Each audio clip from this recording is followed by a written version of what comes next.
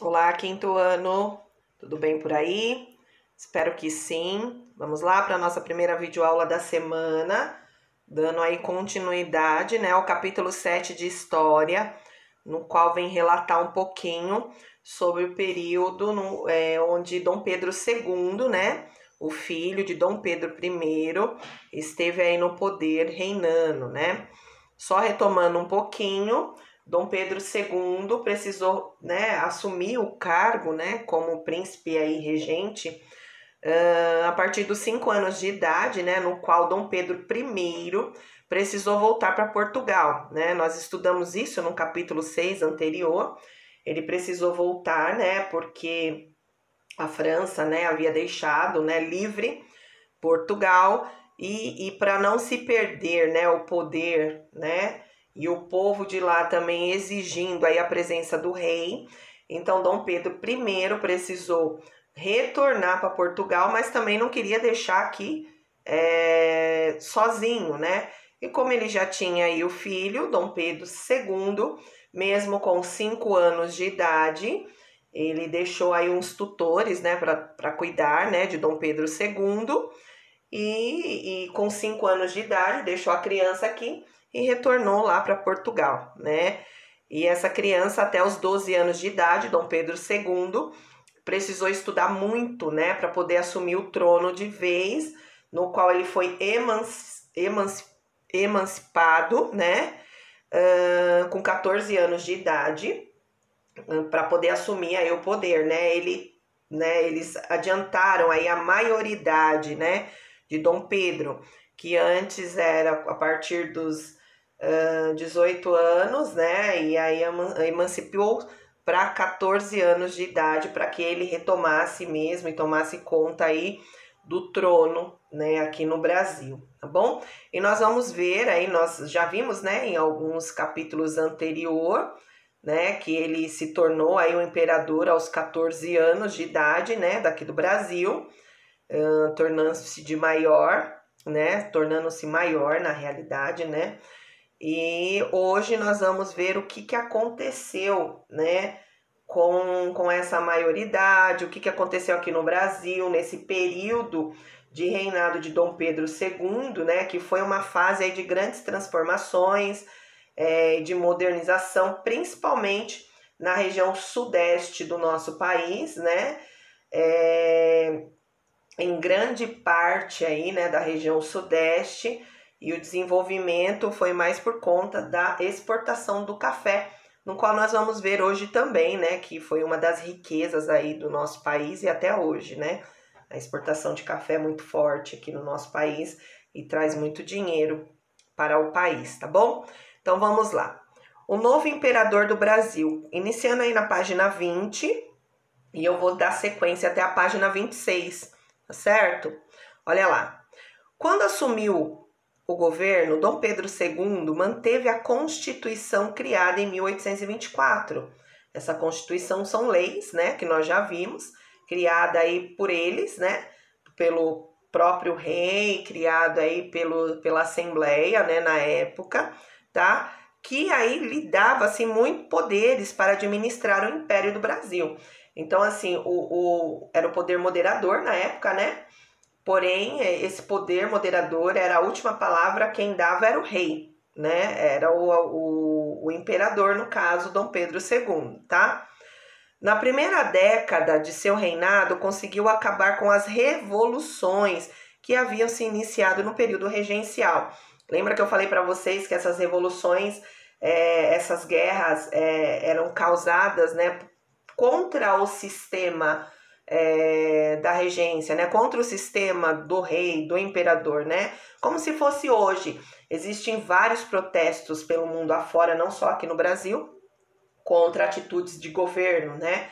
Então era a mesma coisa antigamente. Então existia aí a revolta, a Revolução Praieira,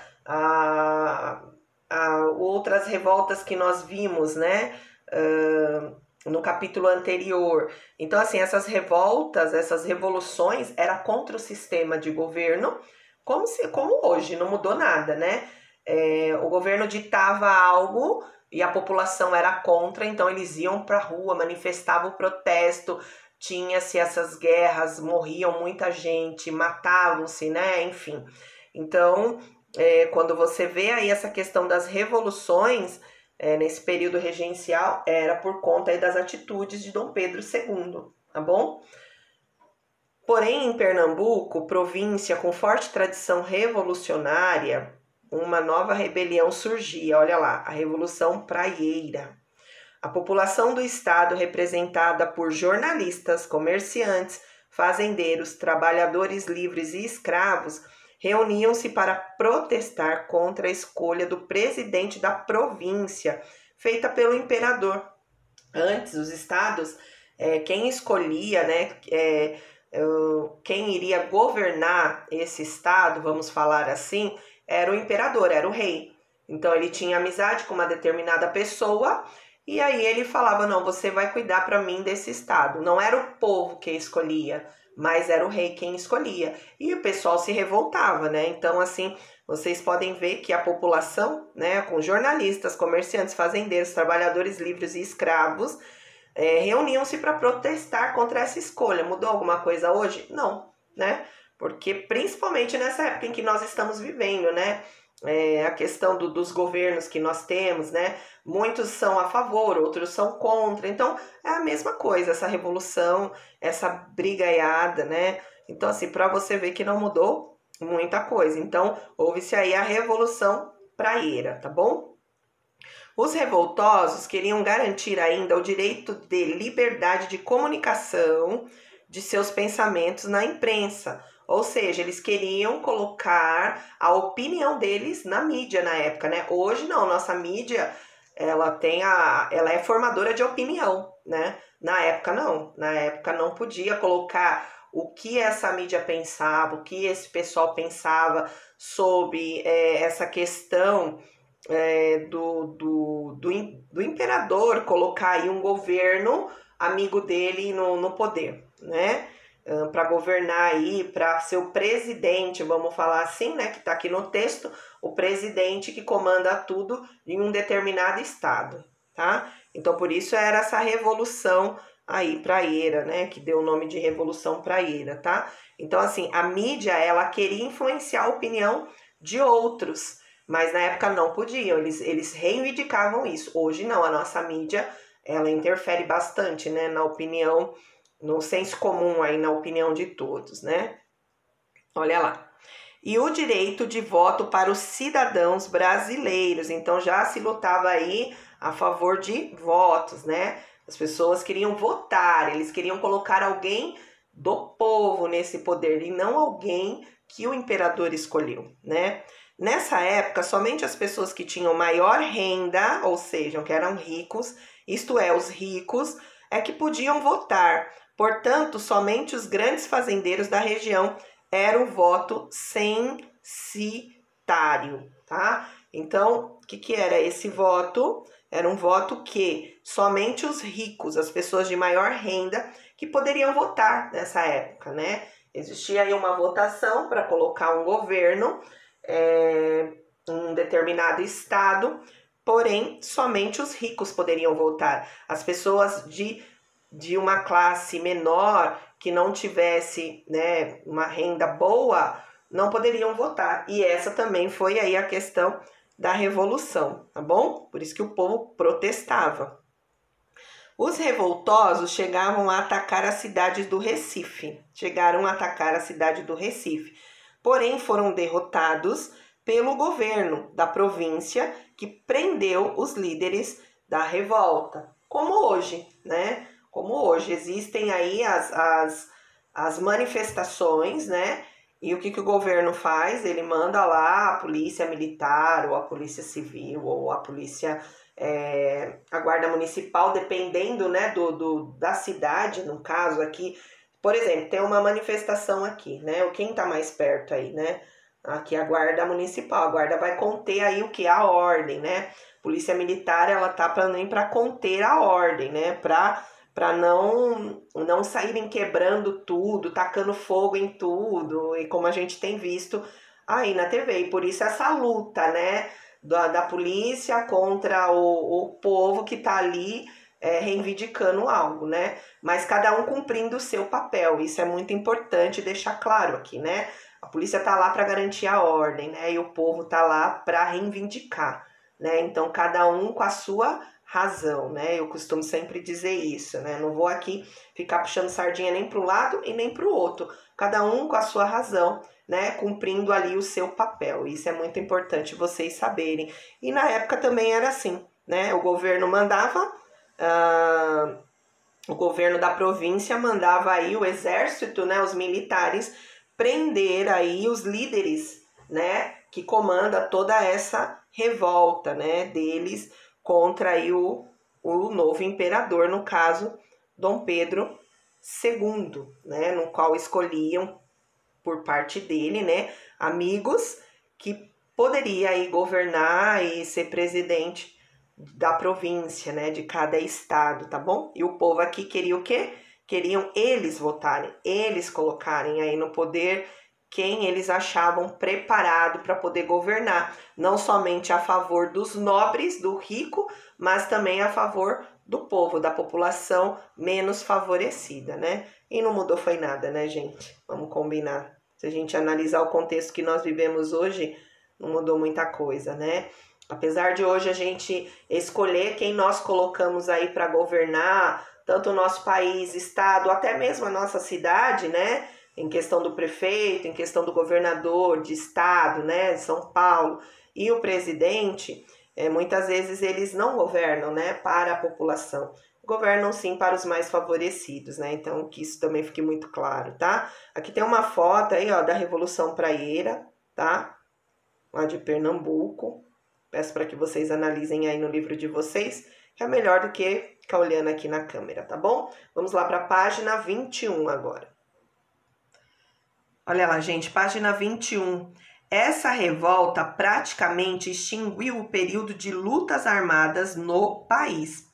Então, toda essa revolta praieira aí, né, da Revolução Praieira, ela excluiu aí todo o período de lutas armadas, né, no nosso país, tá? Olha lá.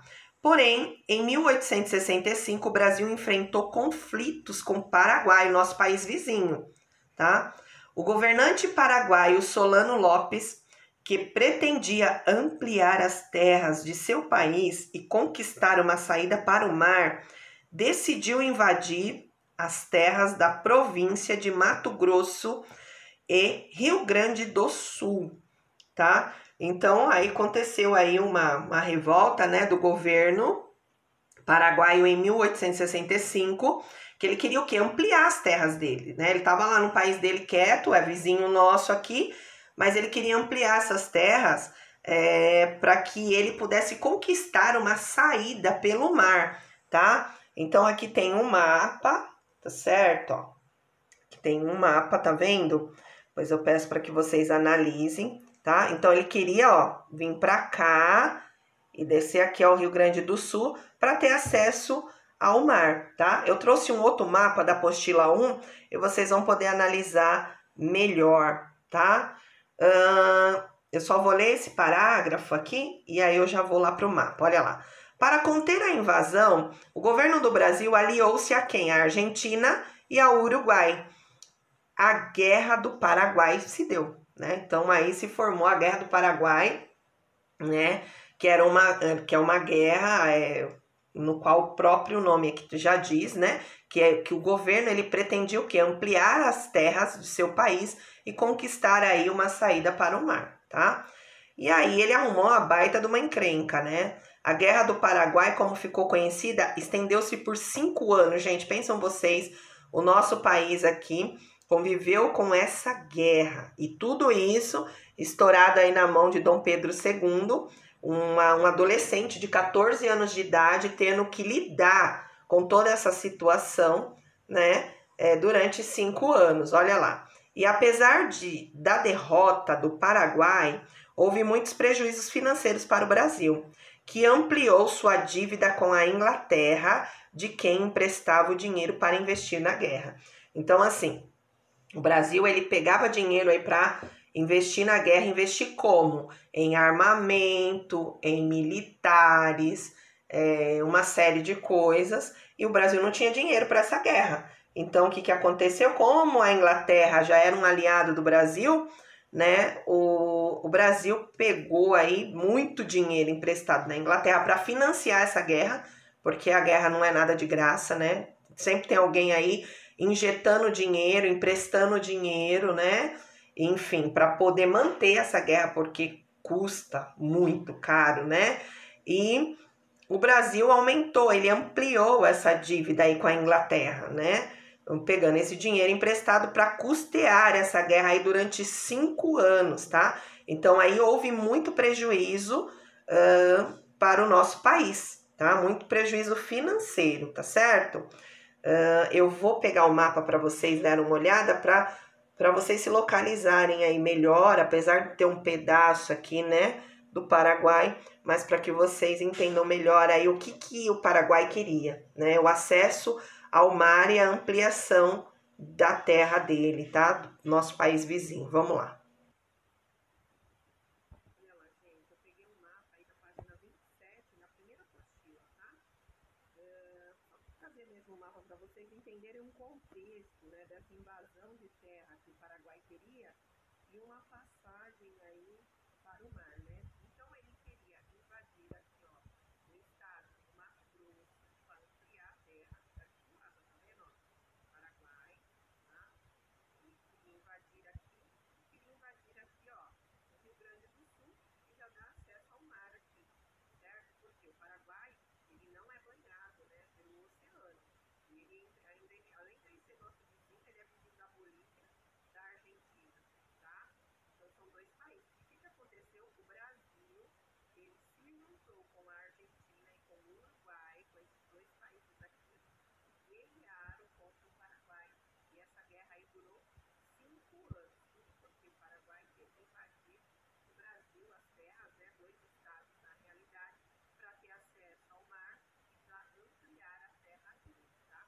Durou 5 anos, dois países aliados ao Brasil, e o Brasil aí aumentou a sua dívida financeira, pegar dinheiro emprestado com a Inglaterra por conta dessa guerra do Paraguai. Bom, só para vocês entenderem um pouquinho melhor o contexto aí de como essa invasão de terra, por quê? Porque, ó, a saída daqui do mar, ó, a gente poderia descer aqui, ó, vai aqui no Rio Grande do Sul, e aqui ele já teria todo o domínio aí, né, da saída pelo mar, e ampliar um pouco a terra dele, porque se você for olhar o Paraguai, é um país bem pequenininho, né?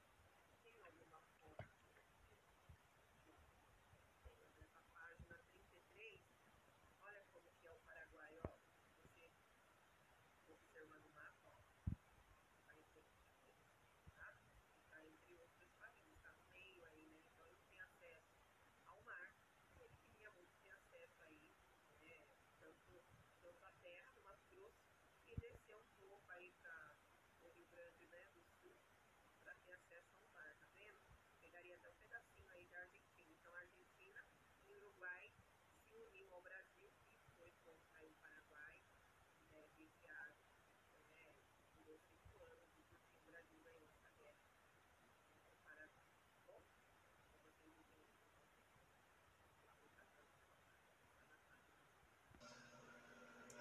E aí, retornando aqui, né, ao nosso último parágrafo aqui da página 21, né, o período, depois de, né, ver um pouquinho aí sobre a Guerra do Paraguai, e um pouquinho dessas revoltas, né, o período do reinado de Dom Pedro II foi também, gente, uma fase de grandes transformações e modernização do nosso país, né? Eu já até iniciei o vídeo falando um pouco sobre isso.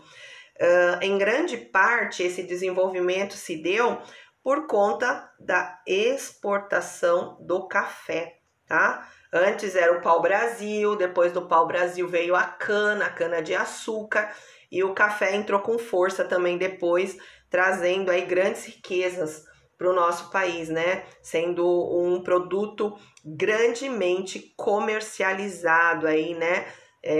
Pelos colonizadores daqui, né, exportando toda essa bebida aí para a Europa, tá bom? E era muito cara, assim como o pau-brasil, assim como a cana, tá certo? Então foi uma das riquezas também que contribuíram aí para o desenvolvimento e o crescimento do nosso país. Bom, vamos lá, continuando. Você sabia? Apesar de todas as revoluções, ou seja, as brigas, guerras, revoltas, ainda se mantinha nessa época a valorização da escravidão, principalmente no meio rural, ou seja, no meio da agrícola, no meio da lavoura, né? Os ricos, homens brancos da região norte, nordeste e centro-sul não aceitavam o fim da mão de obra escrava em nossas terras. Então, assim, os nobres, né, os ricos de 3 regiões aí do nosso país, tanto a região norte, nordeste e centro-sul, não aceitavam o fim da mão de obra escrava em nossas terras, tá? O Brasil era um dos poucos países ainda que mantinham essa forma de trabalho tão desumana. Então, enquanto outros países já se abolia, né, a mão escrava, a mão de obra escrava, aqui no Brasil o pessoal não aceitava, né, não aceitava abolir, não aceitava a liberdade dos escravos. Eles queriam que esses escravos, principalmente na zona rural, né, no meio rural, no qual tinha que era um trabalho de mão de obra muito pesada, né? Carpinar, cavar, plantar, colher, enfim, era muito pesado e desumano, né? Porque nós sabemos aí de todo o contexto de como esses escravos viviam, né? Viviam como pior que animais, né? Apanhando debaixo de sol quente, não tinha direito nem de comer, muito menos beber, né? Uma água, enfim, né? Eram situações muito precárias mesmo. Então, o nosso país, eles mantinham muito nessa época a valorização da escravidão, né? Apesar de todas essas revoltas aí, né? Então, ainda eram mantido ainda toda essa questão da escravidão do nosso país, tá? Porque os ricos das 3 regiões aí do nosso país, nós temos 5, né? Não aceitava, né, de jeito nenhum o fim da mão de obra escrava, tá? Agora é o seguinte, gente. Discuta com seus colegas e escreva. Por que os políticos brasileiros não queriam dar direito de cidadãos aos negros? Ou seja, não queriam dar o direito deles votarem, deles participarem da sociedade, não queriam dar o direito deles serem livres, trabalhar remuneradamente. Então, por que os políticos brasileiros não queriam dar os direitos de cidadãos aos negros, tá? Porque, gente, vocês podem responder aí, tá? Os negros escravizados, tá? Eram tidos e mantidos como animais. Foi o que eu acabei de falar aqui, tá? E, portanto, vírgula, não tinham direitos como os outros cidadãos brasileiros livres. Então, como eles eram tratados por questão da cor da pele como animais, né, e mantidos também como animais, eles não tinham direito dos outros cidadãos brasileiros. Eles achavam que não eram pessoas, não eram gente, né? Então, por isso que esses políticos brasileiros não queriam os direitos, né? Dar esses direitos aos cidadãos negros, tá bom? Então, você pode responder aí, conforme a Pro falou aqui, tá? Que esses escravos, né, esses negros escravos, eram tidos e mantidos como animais e, portanto, eles não tinham esse direito como os outros cidadãos brasileiros livres, tá certo? Muito triste, né? Mas, enfim.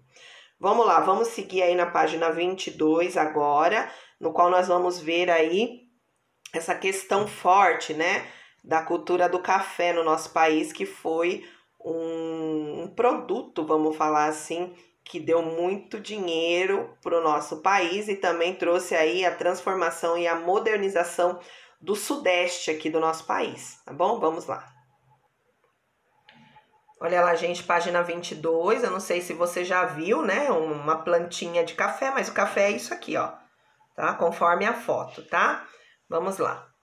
Em 1727, ainda no período colonial, o oficial brasileiro Francisco de Melo Palheta trouxe para o Brasil as primeiras mudas de café, planta de origem africana, tá? Então veio da África aí essa planta, né? Esse café, essa bebida aí deliciosa para quem gosta, né? De início era plantado em hortas e canteiros ornamentais por famílias que habitavam a região do Pará e usado para o consumo doméstico, tá? Então, primeiro eram plantados em hortas, né, por famílias mesmo, só as famílias que consumiam, que moravam aí na região do Pará, e o consumo era somente doméstico. Até então eles não tinham pensado em comercializar essa bebida, tá? Então aí, ó, em 1727 foi as primeiras mudas, né, que vieram aqui para o Brasil, trazido da África, tá? E foram plantadas aqui no nosso país. Vamos lá. Na Europa, o café já era, nessa época, uma bebida bastante apreciada e valorizada, principalmente por conter propriedades estimulantes. Então, já tinha aí uma apreciação, uma valorização na Europa, né, por essa bebida, o café, e eram bastante usada, né, e apreciada também, tá bom? Vamos lá. Você sabia? O café é um arbusto originário da África e deve seu nome a um lugar chamado Cafa, no interior da Etiópia, país localizado no nordeste do continente. Olha aí que interessante. É conhecido desde o século IX, mas somente por volta do século XVI foi levado para a Ásia, onde passou a ser consumido. Hoje é a bebida mais consumida no mundo, o que estimulou seu cultivo em muitos países. Então, olha lá. Então, o café, né, ele é originário da África, tá? O nome, né, deve-se a um lugar chamado Cafa, no interior da Etiópia, tá? E é conhecido desde o século IX, hein? Então, vejam só, mas somente no século XVI, onde começaram aí, né, a expansão, né, o descobrimento de vários continentes, esse café foi levado para a Ásia, onde passou a ser consumido, tá? E apreciado aí por outros países. Vamos lá. A partir de 1770, algumas mudas foram trazidas para o Rio de Janeiro e plantadas no Vale do Paraíba. Então, em 1770, foram trazidos para cá, mais pertinho da gente, Rio de Janeiro, né? No Vale do Paraíba, entre os estados de Rio de Janeiro e São Paulo. Daqui a pouco eu vou mostrar um mapinha para vocês. O local reunia as condições necessárias para que o café se tornasse um dos produtos mais exportados pelo Brasil.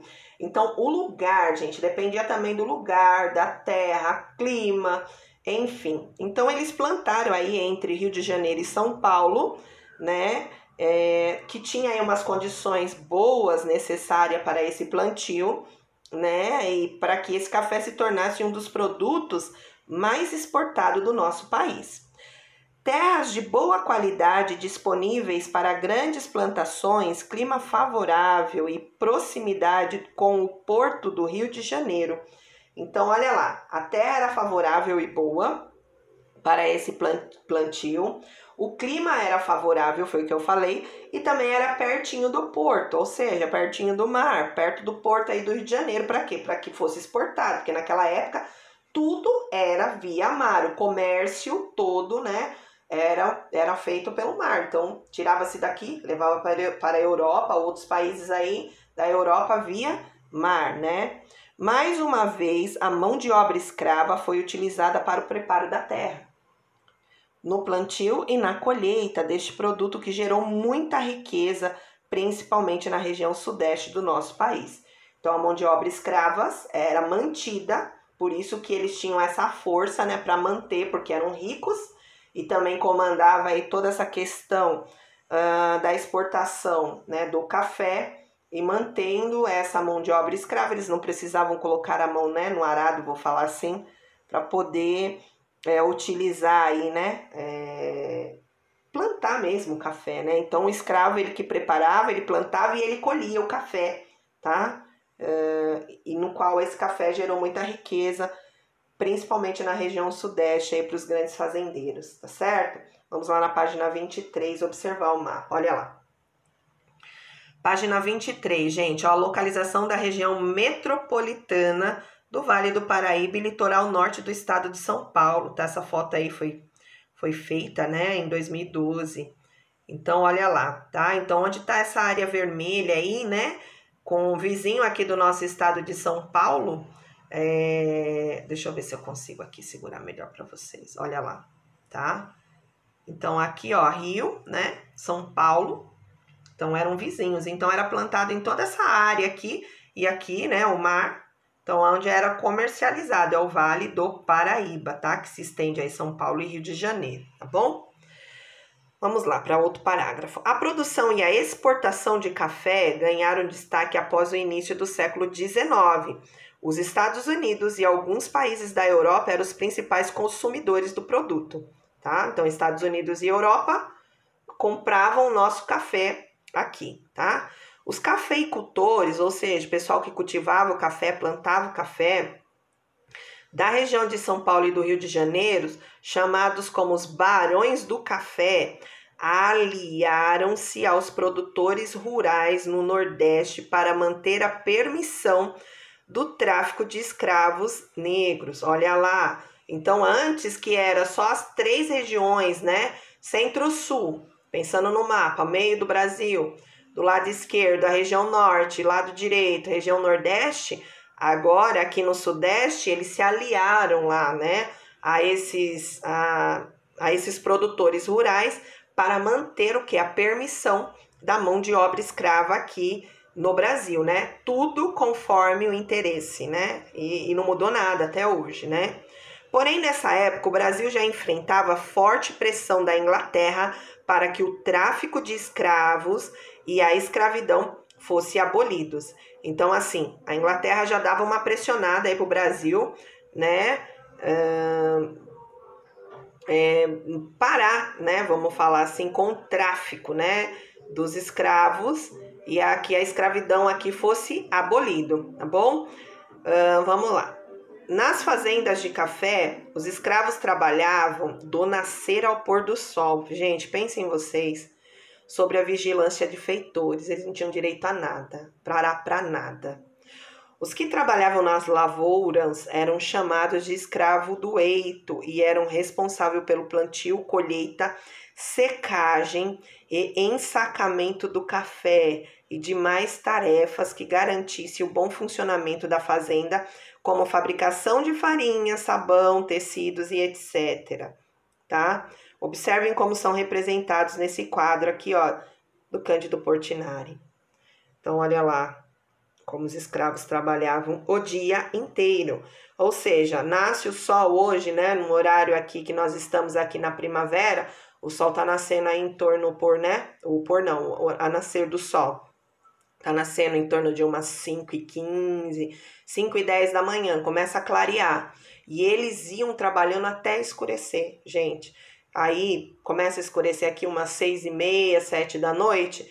Eles trabalhavam mais de 12 horas, cerrado, de sol a sol, em pé o tempo todo. E muitas vezes apanhava porque não conseguia fazer o serviço. Então, era muito trabalho e muito sofrimento, né, para esses escravos, tá bom? Então, assim, e por isso, né, os grandes fazendeiros aí, os ricos, os nobres, eles eram contra, né, totalmente contra a abolição aí do tráfico, né, dos escravos e que a escravidão fosse abolida aqui do Brasil, né? Mas só que a Inglaterra começou a pressionar, porque o Brasil, ele era aliado da Inglaterra, né? E a Inglaterra falou, não, ó, já tá ficando feio o negócio, então pode parar com essa história de escravidão, porque aqui na Europa nós já não fazemos mais essa prática, então vocês do Brasil aí também pode aí abolir, né, toda essa questão da escravidão. Mas os ricos aqui, os fazendeiros, se uniram, né, e para quê? Para se tornarem mais fortes e para manter a permissão do tráfico dos escravos aqui, tá certo? Vamos lá para a nossa próxima página. Vamos lá, gente, página 23. Só reforçando um pouquinho mais, aí que vocês vão aprofundar nesse assunto no Fundo 2, né, a partir do 6º, 7º ano. A Inglaterra, ela forçava um pouco o Brasil a abolir a escravidão, não porque ela era boazinha, porque lá na Europa já estava acontecendo a Revolução Industrial. Então, o que eles queriam? Eles queriam aí uma mão de obra barata. Então, o que acontecia? Eles estavam de olho nos escravos, para que esses escravos trabalhassem nas indústrias e ganhassem um salário de miséria também, entendeu? Então, assim, tudo tem um porquê, né? Não porque, ai, que bonzinho, né? Não, não tinha isso. Eu não vou me aprofundar no assunto, porque vocês vão ver isso lá no sexto, sétimo ano, tá bom? Mas para que vocês saibam aí, né? Porque não tinha o bonzinho certinho, não. Era tipo, né? Dar um no outro e não pedir retorno, entendeu? Então, por isso que a Europa e a Inglaterra, ela meio que deu uma pressionada no Brasil, ó, para com essa escravidão e deixa, né, os escravos aí livres para trabalhar para a gente na questão da indústria, né? A indústria também já estava vindo para o Brasil nessa época e aí deixa esses escravos para trabalhar dentro da indústria, mão de obra também pesada, mas a gente paga um dinheirinho aí de unha de fome para eles, entenderam? Então, por conta disso. Vamos lá. Haviam também os escravos, gente, ó, que trabalhavam nos serviços domésticos, tá? Esses eram conhecidos como escravos de dentro, tá? Então tinha lá o escravo do eito e agora os escravos de dentro, que trabalhavam na casa grande, né? Olha lá, na casa dos fazendeiros, tá? Fazenda de café em São Paulo, isso aqui, ó. Aqui tem um vocabulário, exportação, venda do produto nacional para outros países. Aqui tem outra informação, olha lá, fique por dentro. Vamos lá. Pessoal, olha lá, fique por dentro, né? Eu tive que parar um pouquinho a câmera aqui, mas voltando, ó. A Inglaterra tinha grande interesse no fim da escravidão, pois ela passava por uma grande transformação econômica e social conhecida como Revolução Industrial. Foi o que eu acabei de falar para vocês, tá? As pessoas que trabalhavam nas indústrias recebiam salários, mas eram salários de unha de fome, tá? Eram trabalhadores livres e, sendo assim, dispunham de algum dinheiro para comprar produtos feitos nessas indústrias. Então, as mesmas pessoas que trabalhavam dentro da indústria, elas tinham dinheiro aí, né, para comprar esses produtos que eram fabricados, né, nessas indústrias. Até hoje é assim, né? Se a gente for pensar bem aí, né, os nossos pais, nós, os pais de vocês aí que trabalham em indústria, né, recebem um salário por mês e com esse salário paga as contas, compra produtos industrializados, enfim, era mais ou menos isso, tá? Vamos lá.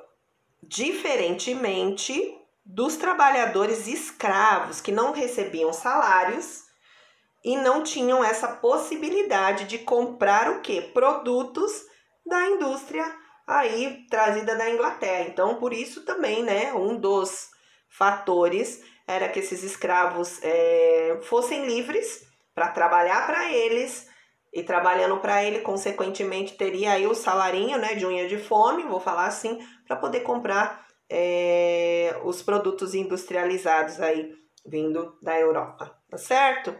Então, gente, peço para que vocês leiam, né, mais um pouquinho aí o texto sobre essas revoluções, sobre essas guerras, tudo que a Pro falou aqui, né, o período aí de Dom Pedro II, quando ele assumiu, tá? E aí agora nós vamos para as atividades aí da página 25 e 26, tá bom? Vamos lá.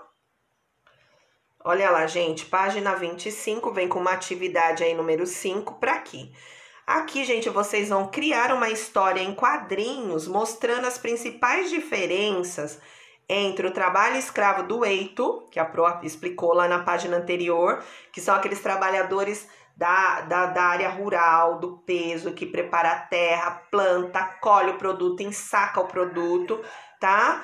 E o do escravo de dentro, que é o escravo que trabalhava dentro da casa, fazendo o quê? Os serviços domésticos. Lavava, passava, cozinhava, limpava a casa, enfim, tá? Então tem aí as duas diferenças dos escravos de dentro e do eito. Eram trabalhos pesados, tanto de um como de outro, porque não é fácil, né? E aí eu peço para que vocês desenhem, né? Aqui tá pedindo a atividade, né? Mostre aí em quadrinhos. Vocês podem desenhar o escravo do eito e o escravo de dentro, tá bom? De dentro, o que é o escravo que trabalhava na casa grande, né? Dos grandes fazendeiros aí, dos barões do café, e escravo do eito que trabalhava na zona rural, que tá lá na página 23 explicando o que esses caras faziam, tá bom? Vamos lá. Responda as questões a seguir. Por que os barões do café precisavam manter a mão de obra escrava em suas fazendas? Os barões do café, gente, precisavam manter a mão de obra escrava para manter o trabalho pesado do preparo da terra, vírgula, do plantio, vírgula, da colheita, da secagem e do ensacamento do café, que era para exportação, tá? Que era exportado. Então, por isso que eles precisavam manter as mãos de obra escrava. Eles iam pagar para alguém fazer? Não, né? Eles queriam lucro. E o lucro deles era manter mesmo essa mão de obra escrava, para não ter que pagar todo esse trabalho que os escravos tinham para poder cultivar aí o café. Então, eles precisavam manter a mão de obra escrava para manter o trabalho pesado do preparo da terra, do plantio, da colheita, da secagem e do ensacamento do café para exportação, tá bom? Então, essa é a resposta aí da letrinha A, tá? Presta atenção na escrita, presta atenção aí na paradinha para colocar as vírgulas, tá bom? Escrevam direitinho aí na letrinha A. Olha lá. Por que você acha que o quadro de Cândido Portinari que você viu na página 23, os negros aparecem representados com as mãos e os pés? Olha lá, gente, voltando aqui, ó, vocês podem ver que mão e os pés são grandes, né? Então, por que será que ele representou assim, ó? Se você observar bem esse quadro do Cândido Portinari, tá? Então, peço para que vocês observem mesmo a foto na página 23, para que vocês possam responder com mais propriedade lá, tá? Na página 25, vamos lá. Olha aí, voltando à questão, tá? Cândido Portinari, gente, ele representou aí, né, as mãos e os pés dos escravos grandes, por quê, gente? Para demonstrar a força que os escravos precisavam ter para fazer esse trabalho pesado. Então, por isso que ele representou aí, né, no quadro dele, as mãos e os pés gigantes, né? Por quê? Para demonstrar a força que os escravos precisavam ter para fazer esse trabalho pesado, tá bom? Então, tá aí a resposta da letra B na página 25, tá certo? Vamos lá para as duas últimas questões na página 26 agora. Olha lá, letra C, tá? Na página 26. Você acha que o tratamento dado aos escravos na lavoura de café do Sudeste era o mesmo dado nas lavouras de cana-de-açúcar no Nordeste? Com certeza, né, gente? Sim, tá? Por quê? Pois os escravos, eles eram vigiados o tempo todo pelos feitores, tanto na cana-de-açúcar lá no Nordeste, né, que era cultivado, como aqui no Sudeste também, nas lavouras de café, tá? Então, com certeza sim, pois os escravos eram vigiados pelos feitores, tá? Não recebiam salário, eram castigados e faziam o trabalho pesado o tempo todo. Então, essa é a nossa resposta aí da letra C, tá bom? Por quê? Porque os escravos eram vigiados aqui, né, no Sudeste, lá no Nordeste, por feitores, né? E eles não recebiam salário, eram castigados e faziam aí um trabalho pesado o tempo todo, porque também trabalhar na lavoura de cana-de-açúcar não era brincadeira não, tá bom? Vamos lá na letra D, então responda aí conforme a Pro explicou aqui, tá? Letra D e a última. Desde o início do período imperial no Brasil, a Inglaterra pressionava para que acontecesse o fim da escravidão. Quais eram os interesses reais da Inglaterra? Pro explicou lá na página anterior, né? Qual era o interesse real da Inglaterra? Não era porque ela era boazinha, né?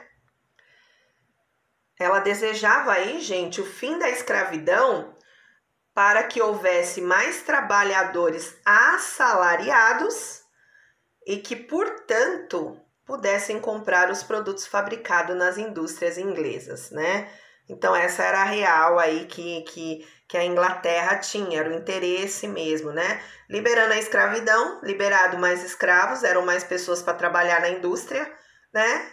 Consequentemente, esse povo que trabalhava, mesmo ganhando o salário de unha de fome, tinha um dinheiro, né? Pouco, mas tinham condições aí de comprar os produtos que eram industrializados, tá bom? Então, essa vai ser só a resposta, tá? A Inglaterra desejava o fim da escravidão para que houvesse mais trabalhadores assalariados, tá? E que, vírgula, portanto, vírgula novamente, pudessem comprar os produtos fabricados nas indústrias inglesas, tá certo? Então, pessoal, por hoje é isso, tá bom? Encerramos aqui a nossa aula de história de hoje, quinta-feira eu retomo novamente esse assunto. Façam tudo com capricho, procurem ler novamente o texto que a Pro passou aqui, tá bom? Bons estudos a vocês, fiquem com Deus e até a próxima aula, viu? Se Deus quiser. Tchau, tchau.